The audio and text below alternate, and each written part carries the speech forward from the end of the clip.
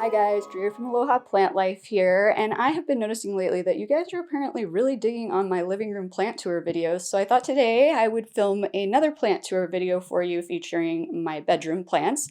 Now, in that previous plant tour video, I did mention that I was still trying to figure some things out in my bedroom, and I still am. But I thought, why not just show you the plants that are in here now, and then I can do an updated tour of the room at a future date when I figure out everything I'm doing in here. And I kind of want your guys' help and opinions on some things that I'm trying to figure out in here. So I figured we can work together to help me finalize my plant life in this room.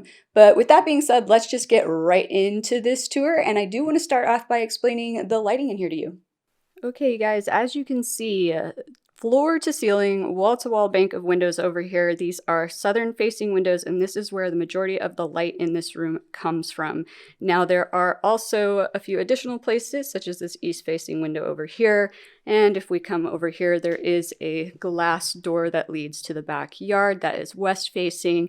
So tons and tons of natural light in here. This is the highest ceilinged room in the house as well. So way brighter, more intense light in here, even than in my living room, where I also have floor to ceiling, wall to wall, southern facing windows. So this is an excellent room for plants because you can just see just how bright it is. It is only 10:30 in the morning, so this room is going to get even brighter as the day goes on. However, it does make it a little bit tricky sometimes to figure out where to place plants, especially around those southern facing windows, specifically in the window, but even just a little further back is still pretty intense.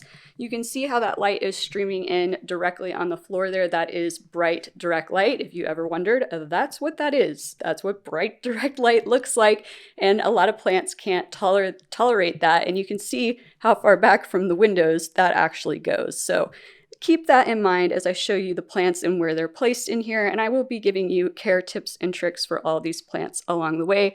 So let's go ahead and get right into the plants, and I think we're going to start out with this guy. My Ctenanthe lubbersiana. This is also known as a Bamburanta plant, which is why I have nicknamed this guy Bambi. So I do want to get kind of closer up in here and show you, because I've talked about in previous videos, propagation on Ctenanthes can be done in water like it is done on Maranta. So let me see if I can't get up over here. Let's get you a top view first here so you can kind of see the growth pattern on this guy. But yeah, really full plant. Now you see that little offshoot over here. This is ready to be potentially pruned back, and it is at a point where I could propagate it. So let me get in here so I can show you what I've been talking about. So there's a nice little node here coming off of the stem, and then off of that you have these additional branches. So in order to propagate this, we would cut it right here and we would just pop it into water, and then the roots are going to grow out from this node. And you know what? I've never propagated a Ctenanthe via this method before because I haven't had one that needed it. Why don't we just go ahead and do it right now?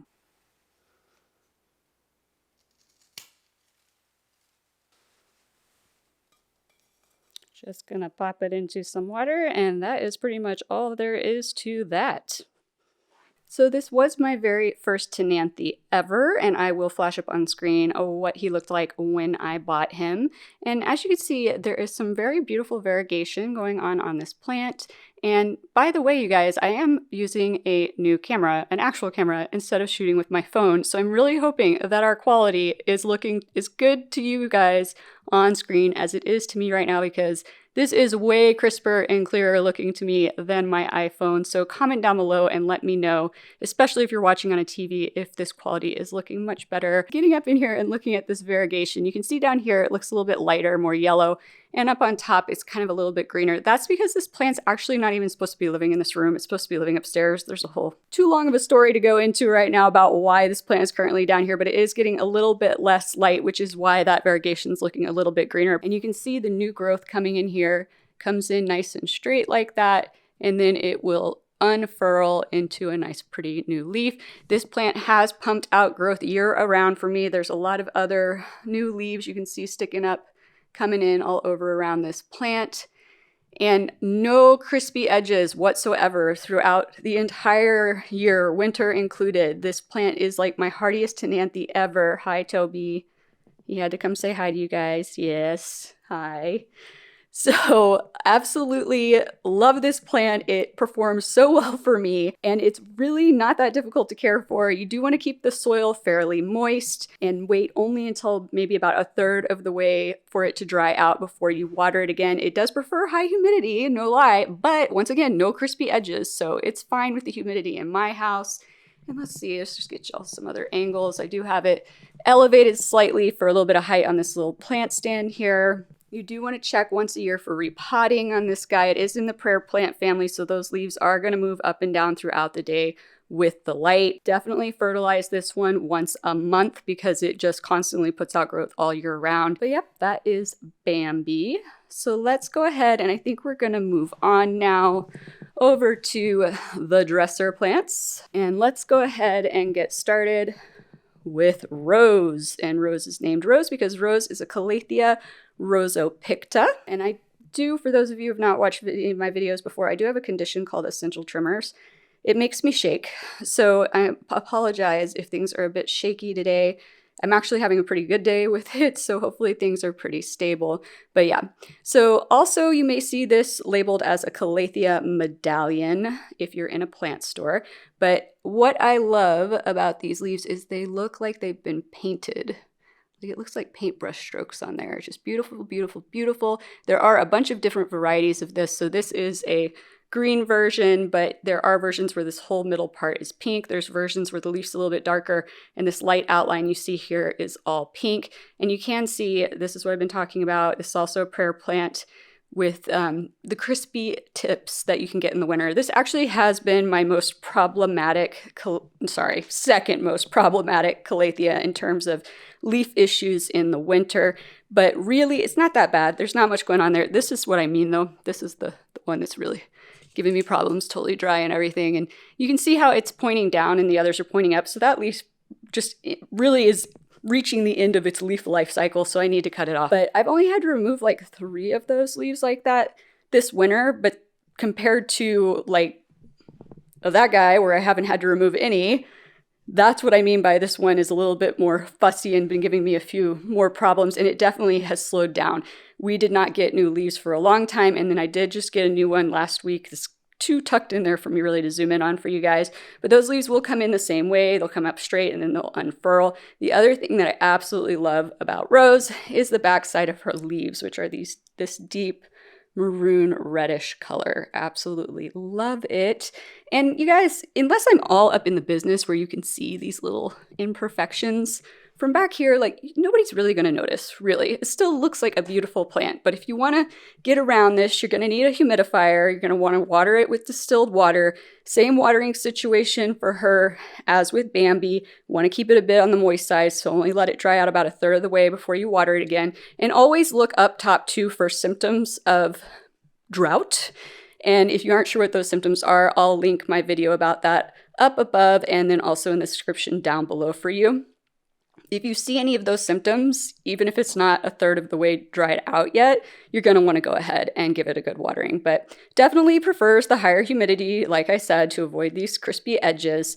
But other than that, just a very, very beautiful plant. And you do want to check once a year for her to see if she needs to be repotted and go up 1 pot size if she needs it. And I do fertilize her in the growing season once a month, but because she falls off in the winter in terms of growth, I don't fertilize quite as often, maybe once every other month in the winter. And you're also probably gonna have to back off your watering a bit in the winter as well on this one. But yeah, that's Rose. Oh, and before I forget, propagation, as I mentioned, does not get the node type situation that Bambi does. So these have to be propagated by division. When you're repotting, you're just going to separate it at the roots into separate plants. So let's go ahead and move on to the other side of the dresser.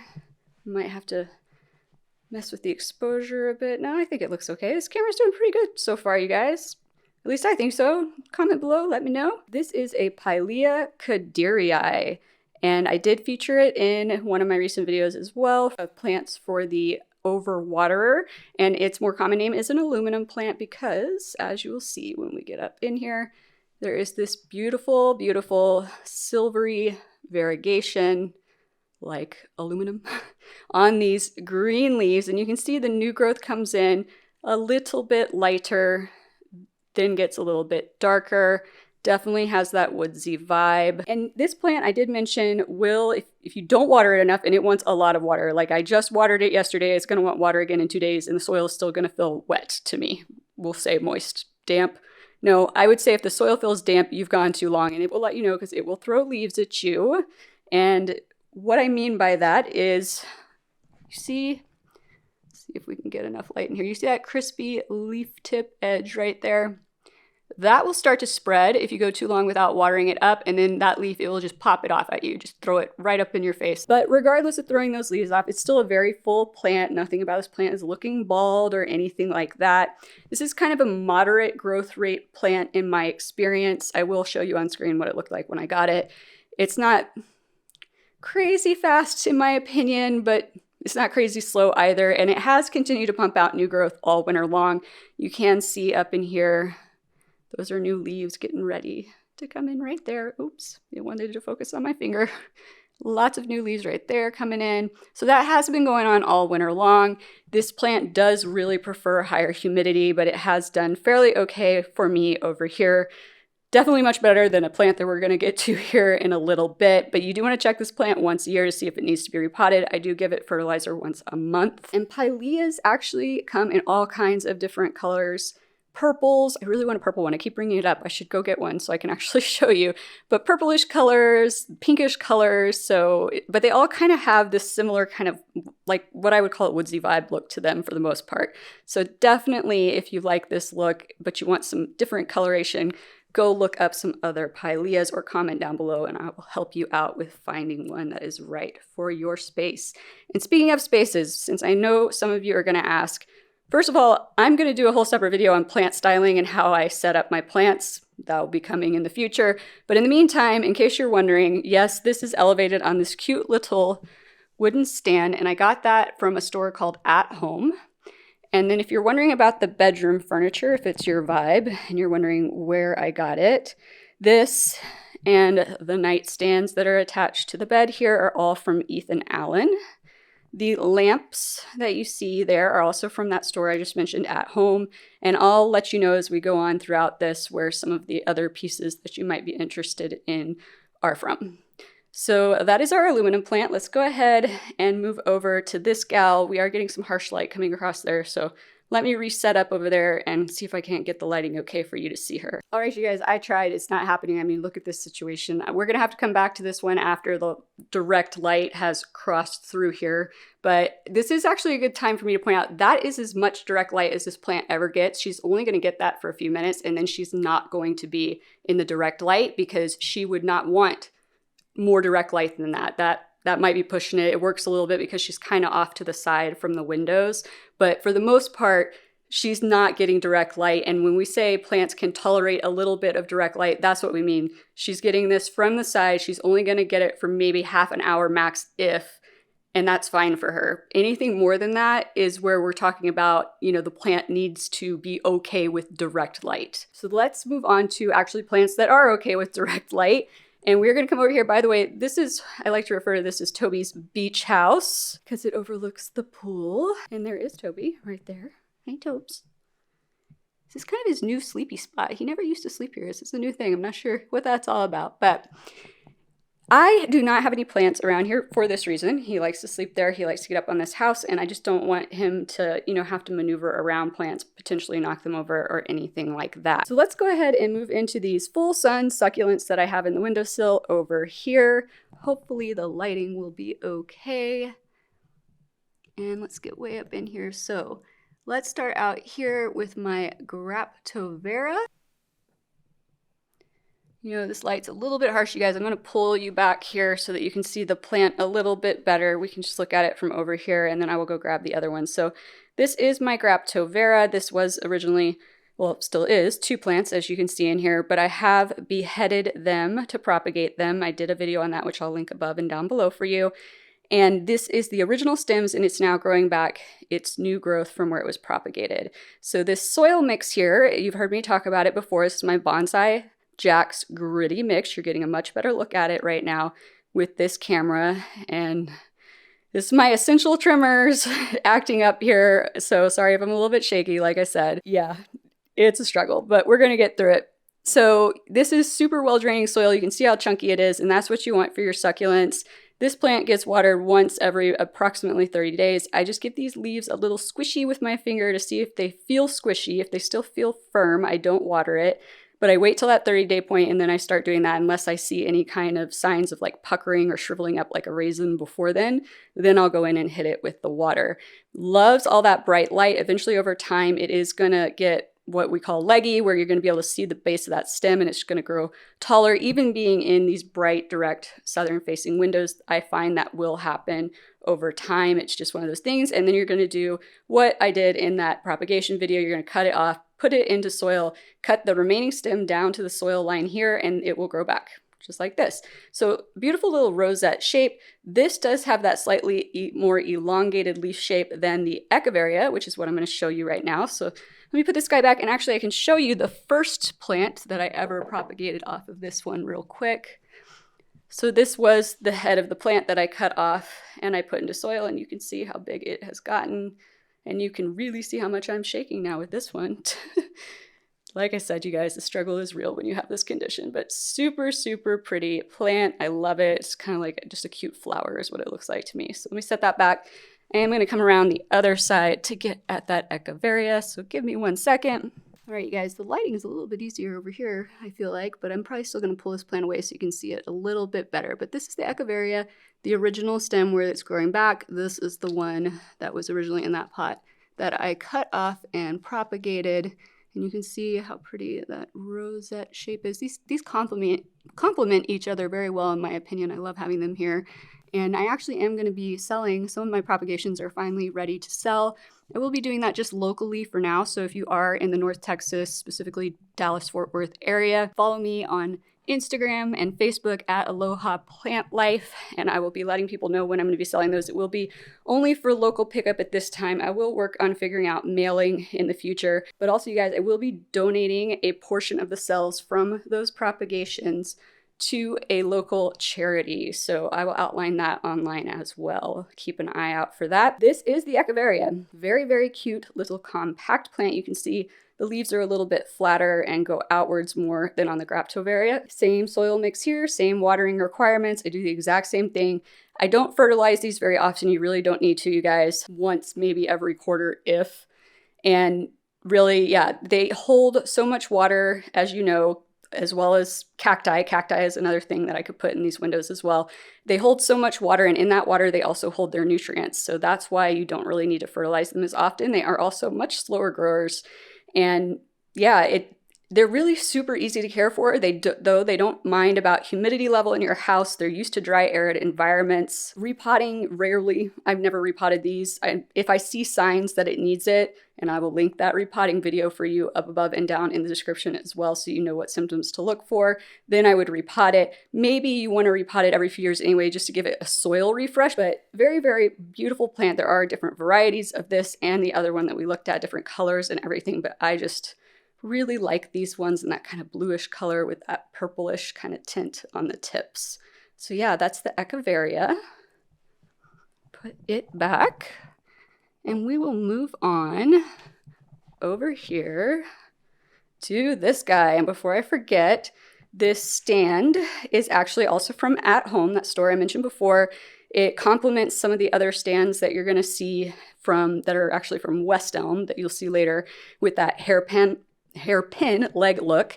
This did have a natural colored wood base. It did not go with this room. It would have gone in my living room, but that's not where I'm using it. So I just painted this white. Now also this pebble tray. This is more of a design thing. I really never actually put water in there, but I just kind of liked the look. I wanted something else to provide some like different levels and depth to this. So that is something you can do with pebble trays, but you could also fill it with water. I honestly, you guys, from a creating more humidity standpoint, it really doesn't do much, and it's kind of a pain in the butt to remember to refill them, and you do have to fill them pretty frequently. So just take anybody telling you to use a pebble tray for humidity with a grain of salt. This plant does love super high humidity though, which is why it has its own little personal tabletop humidifier, and I will link that down below in the description as well for you guys so you know where to get that. I just ordered it on Amazon, but I like these ones. They're real simple. You are going to have to fill them once a day.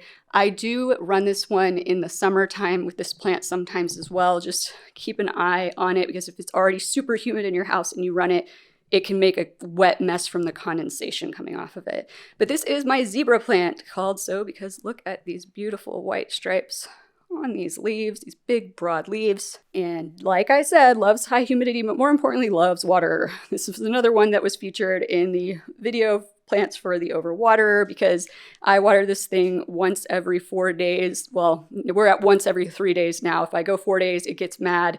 And just like that aluminum plant, it will throw leaves at you. So this is just from humidity, because even with that humidifier in the winter, it's just impossible in this house. But this is not bad. This is very minimal. But if you don't water it enough, that will also happen, but it will spread up that leaf, and then eventually it will pop that leaf off and throw it at you. I might actually, you guys, I have an example of this plant. I'm popping a leaf. I will throw it up on screen for you so you can kind of see what I'm talking about what you might walk into if you've waited too long to water this. So this plant wants lots and lots and lots of water. I do not think it is possible to overwater this plant. I'm convinced. But you do want to check to see if it needs to be repotted once a year and take it up one pot size if it does. It slowed down a bit more for me in the winter in terms of growth than the aluminum plant, but it's already starting to pick back up. You can see these new leaves coming in here, and it will get bright yellow flowers late spring, moving into the summertime, which I will show you up on the screen as well. After those flowers bloom, you're going to want to cut that entire bright yellow bracket off. I said bract off, so that the plant can stay healthy and continue to grow, and it encourages it to rebloom the next year. So pretty quick grower in the summer. Like I said, slows down a bit in the winter, but I really, really love this plant. And it wants a lot of bright light, but not super direct light that can burn the leaves. You can see it is kind of slightly off to the side and behind these windows. It will get some direct light like what you're seeing there on the floor, but just briefly, kind of like the plant on the wall over there that we're gonna double back to later, just briefly throughout the day, and it's fine with that. You can see there's no scorching on there or anything. But I absolutely love this plant. It is a tricky one to get right. So if you have one and you're struggling and you have questions, put them in the comments down below or DM me on Facebook or Instagram, and I will help you out with figuring out a solution. But yeah, that is the zebra plant. I don't remember if I told you, but the scientific name is Aphelandra squarrosa, which I just like to say. It sounds super like Latin-y, it makes me want to go salsa dance. So moving on, we are going to go over to the other side of the room. But before we do that, you guys, if you remember, I was saying that I wanted your opinion on some other things I want to do in here. And the first place that I really want to figure something out, and I'm not even going to try to get this lighting fixed because y'all can see how hard it is with that lighting come in. But I wanted to film this at this time of day so you could see what I was talking about, like about direct light, because I feel like everybody just waits to film when it's easy for them to film and get a pretty shot, which does not help you at home understand your lighting in your house. Because if you always see my rooms and you never see this, and you have this in your house and you think, well, I can put a plant there and that plant can't tolerate direct light, and then it gets burned and it dies, and you're like, but she said that I could put this there and I saw in her room. And no, like, we've got to be mindful. So this is the reality of the situation, you guys. There are harsh rays and they move across this room all day long. If we're being straight up honest, the safest place in this room for me to place plants, for every single plant to be happy with the exception of those succulents, is going to be right there in the middle of that bed. But I am not sleeping with my plants. I love you guys. I love all of you. But we are not sleeping here. Toby would draw the line at this. Toby would be like, Mom, no, just no. I love your plants too, but that bed is where you and I sleep. The plants are not welcome. Back to this pot. So I want to put something here because I really rarely use this door to go outside. So I want to put some plants here. I think I want them to be, floor plants, obviously, and that are a bit taller. So if you guys have any ideas or suggestions, I thought about moving my ficus elasticas in here from the living room, but they're really not big enough for this spot yet, but they would work in this light. But if you guys have a similar situation or just have an idea of something that would look good with the aluminum plant, this other plant that we're going to come back to here in a second, post it in the comments down below. I would love to know your thoughts. And the other area that I really want to do something is this huge space up above the bed. And I thought about one big long shelf, but it would have to be really long because of the nightstands. I feel like, well, I guess you didn't have to go the full length, but I'm worried about it being able to support the amount of weight if it's one long shelf of a bunch of plants. I thought about putting like a big picture up here and then maybe some plant rings holding plants off to the sides, but I'm not sure. I could do, multiple shelves, but I would want to stagger them. I don't want to do like a shelf right above another shelf because then if your plant grows too tall, it hits the underside of the shelf. I don't know. I'm really torn, you guys. And this is like an excellent space because this is what we call bright indirect light. If you have ever wondered what the heck do we mean when we say bright indirect light, this is bright. Like bright, and you're getting light from that window over there as well, but there's no direct rays like this that ever hit there. Now, the further I get over there, the more that is going to be considered a lower light situation, but this half of the bed, this is like the perfect definition of bright, indirect light. So I could put almost any type of plant up there as long as it's not a full sun required plant, but give me your thoughts, your opinions, your ideas, pictures if you have them of something you've done. I would love to see it. And maybe together we can figure out how I'm going to green up this space a little bit more. But in the meantime, let's get on to our last little grouping of plants over here on the other side of the bed. I'm going to reset up over there. Actually, you guys, I just noticed that the lighting was getting better over here. So let's hit this gal up before we do that group of plants on the other side of the bed. So this is my Tradescantia fluminesis abovittata. And I have talked about her before, and I've never given you that full scientific name because it's a bit of a mouthful, but now you have it.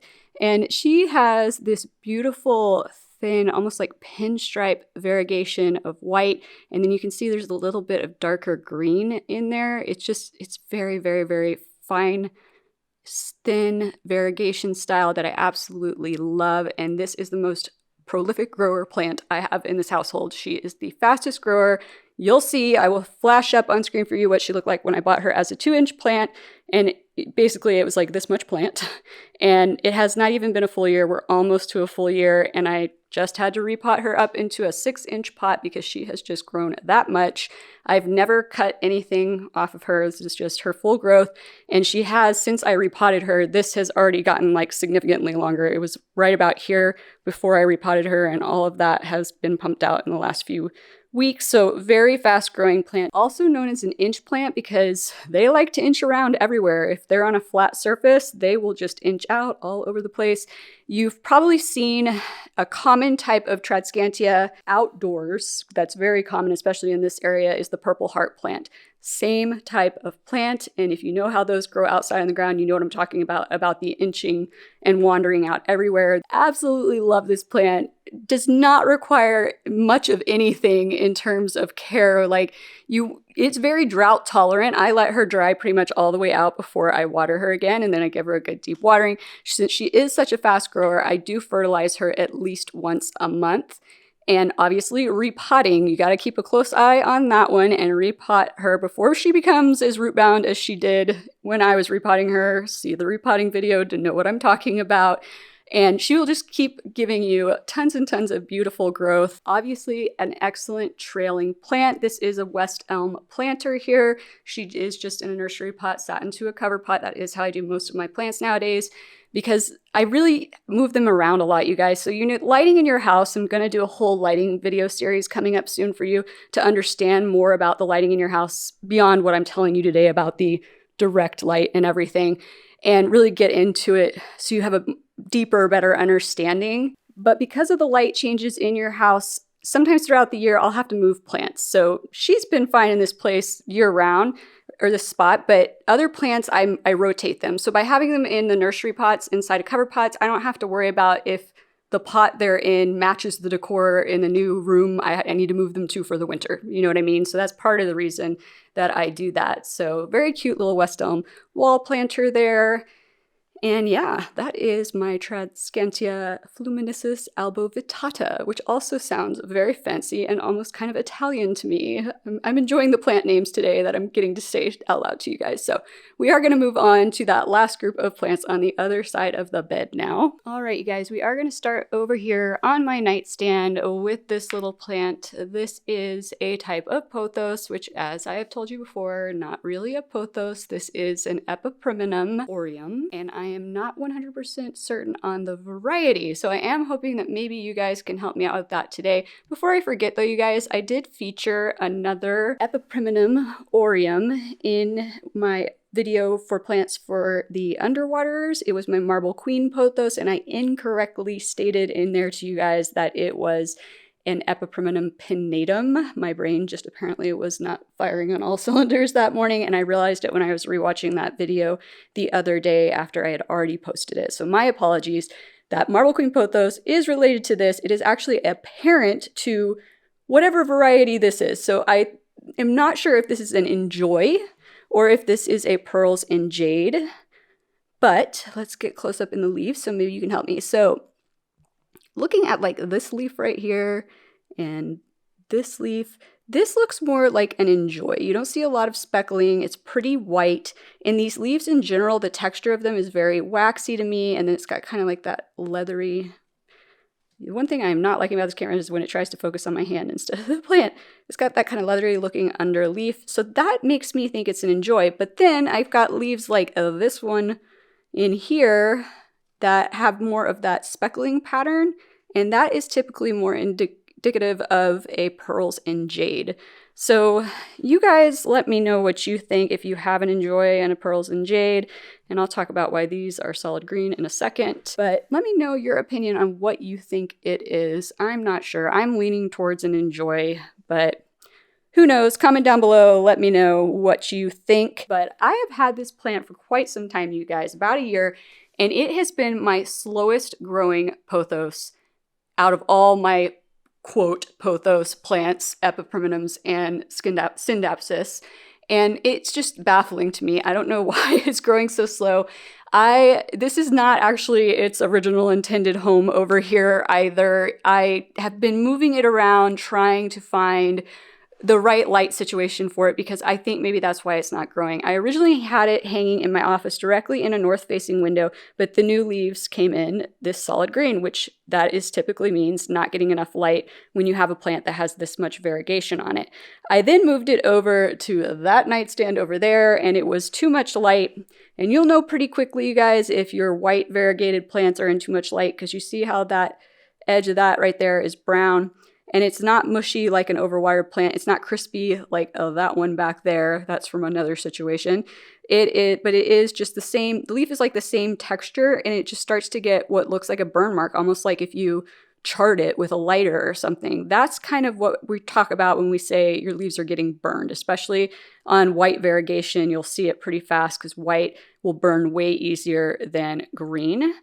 So I moved it from over there to over here, and it's only been here for a couple of weeks. And so I'm going to see if maybe we have better luck here with just this kind of indirect east light that is coming in.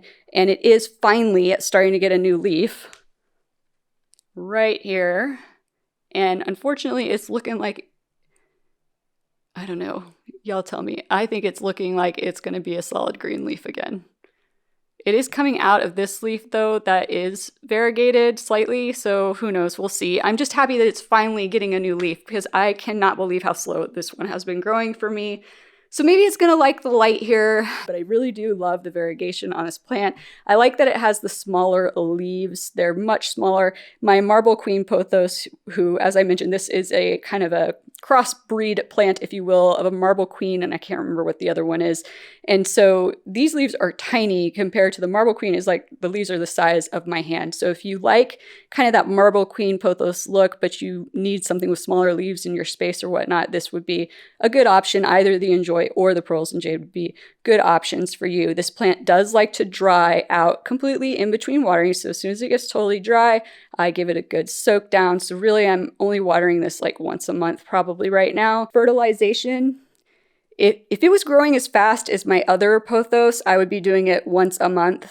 In the winter, once every other month. Maybe now we're going in the growing season, I'm going to try giving it once a month and see, especially now that I'm starting to see some new growth, see if we can't help push more of that growth out. Definitely check these plants once a year at least to see if they need to be repotted and take them up one pot size if they do so, but will be, hopefully one day, a very beautiful trailing plant if I can just get its lighting right for it. And if you guys have any experience with lighting and figuring it out with these plants and you found that sweet spot, please comment down below letting me know. Definitely not super picky about humidity. It's done fine for me from a humidity standpoint. And yeah, just a very pretty plant, but still trying to figure out what's going to help it grow and be its best little plant baby. So moving on to the window area here, I'm going to give you guys a backed out view here first of this situation. This is another West Elm planter. As you can see, it looks very similar to the one that was hanging on the wall. They are in the same product family. And then you can see this also has the hairpin legs that tie it in with that at-home plant stand I have the zebra plant on. And this is, I like to call this my little Calathea corner because these are all Calatheas in that planter. But we're going to start out first talking about the two plants off to the side in the window. And because that window is so bright right now, I'm going to pull them off over to the nightstand so that you can see them better. This is my Selaginella. This is a moss type plant. You can kind of see it's got that mossy color. It's got kind of that mossy texture.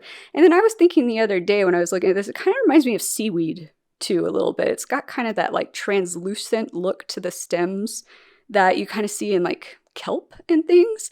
But this plant is a very, very water loving plant. I just potted it up. I'll flash up a picture for you guys of what it looked like when I bought it. It was a 2-inch plant. I just took it up into this 3-inch little planter and it gets watered now. We're on about a once every maybe 3-day schedule, 2.5 to 3, but it will get droopy really quickly. These whole stems will droop over if you do not water it enough. So it absolutely loves water. It also wants high humidity. All of these plants in my little clustering over here want high humidity, which is why I have another one of those little humidifiers, which once again, I have linked the place to buy those in the description down below.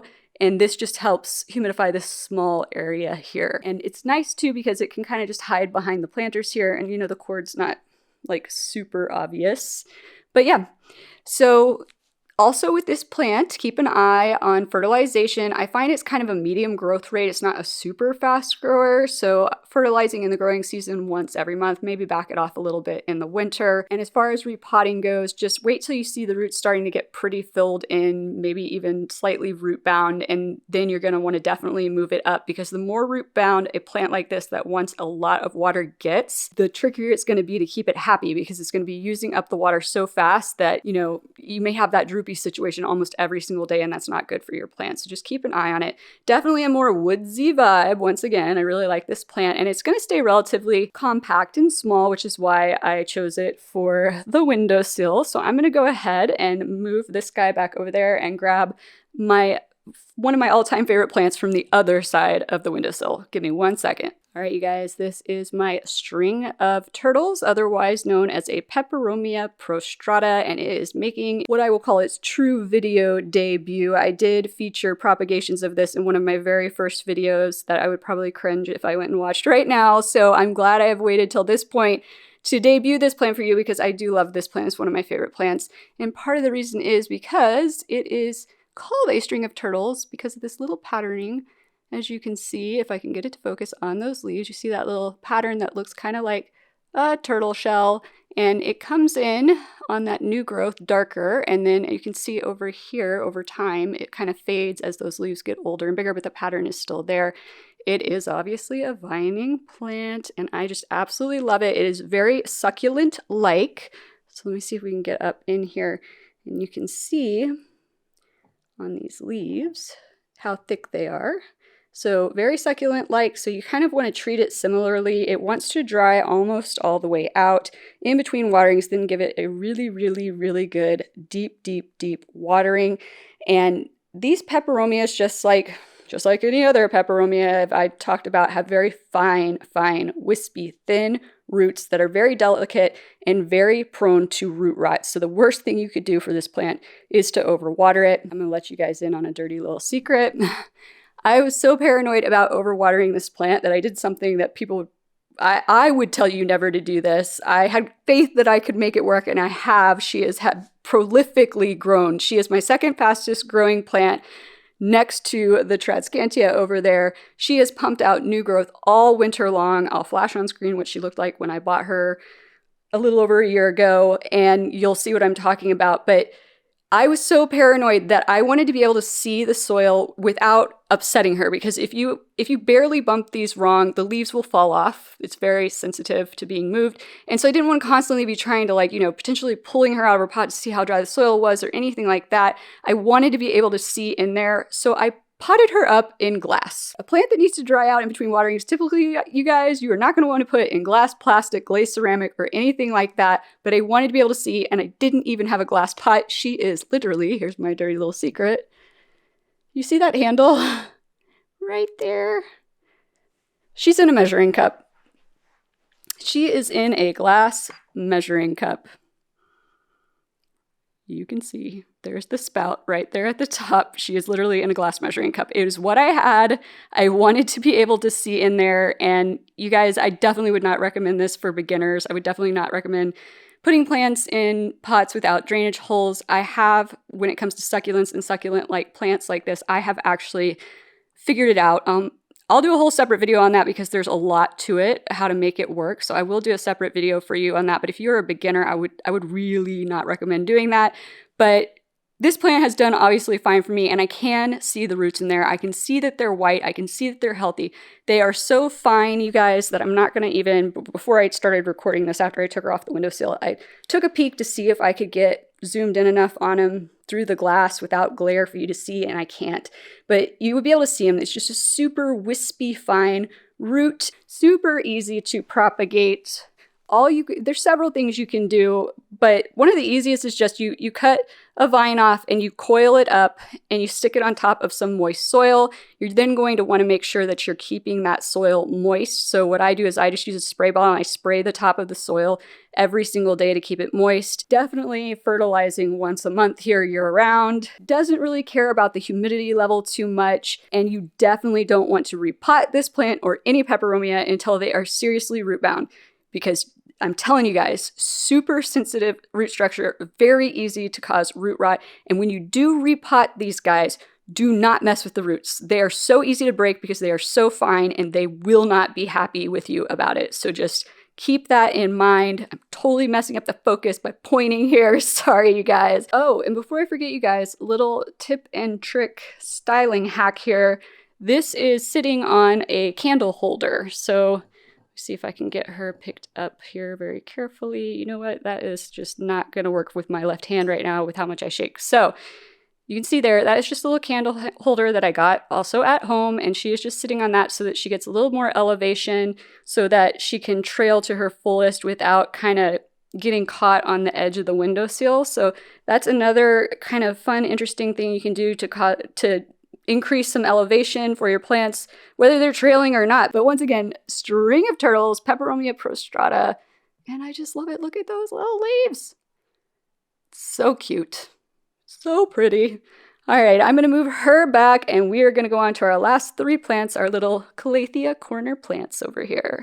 All right, you guys, so I think we're gonna start from the bottom here and move our way up. So this is a Calathea concina, also known as a Calathea Freddy. And I'm going to try and, let's see, we look a little bit blown out here. The lighting's going to be a little bit weird over here. I think this is a little bit better, clearer for you guys to see. And Freddy is one of my all green Calatheas. So you can see it's this longer leaf with this dark green variegation on light, and the backsides of these leaves, unlike a lot of Calatheas, do not have any kind of coloring on them.